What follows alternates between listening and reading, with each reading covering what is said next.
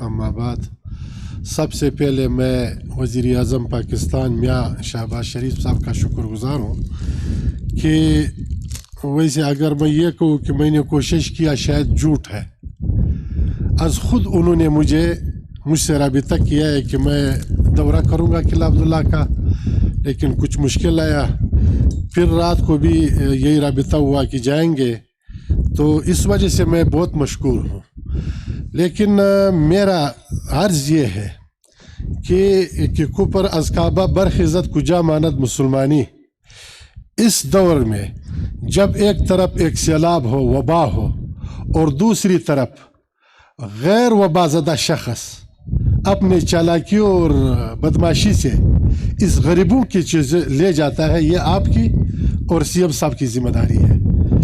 دوسری بات یہ ہے کہ جناب ہماری جو موٹی مسائل ہے اس بارش کی وجہ سے، یہاں پہاڑ سے جو پانی آتا ہے، پہلے تو اتنا آبادی نہیں تھے، اب آبادی زیادہ ہو گئے.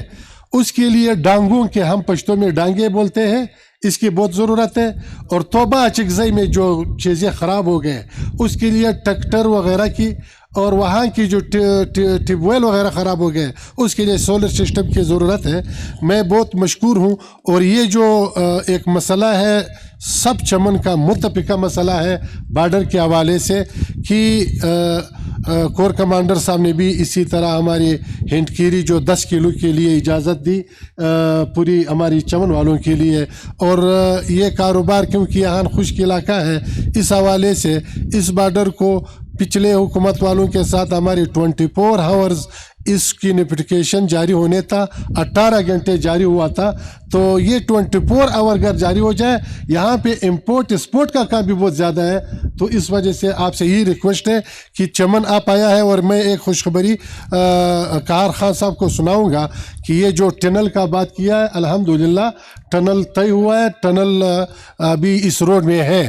تو میں بہت مشکور ہوں آپ سب لوگوں کی، اور آپ لوگوں نے اس گرمی میں یہاں پہ آئے، اور چمن کے اور قلعہ عبداللہ کے طرف سے سی ایم صاحب اور اسی طرح پرائم منسٹر صاحب اور چیف صاحب، اور جو مجھے نام نہیں آتا ہے، اور ہمارے ساتھ اس میں ہے صوبائی امیر مولانا عبدالواسع صاحب اور سردار اسرار صاحب اور نواب زادہ صاحب، یہ جو مریم نواز بہن، یہ سب کے میں مشکور ہوں کہ وہ آ کے چمن کے لوگوں کا غم اور درد سنا.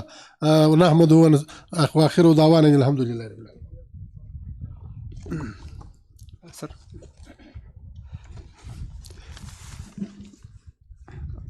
اب میں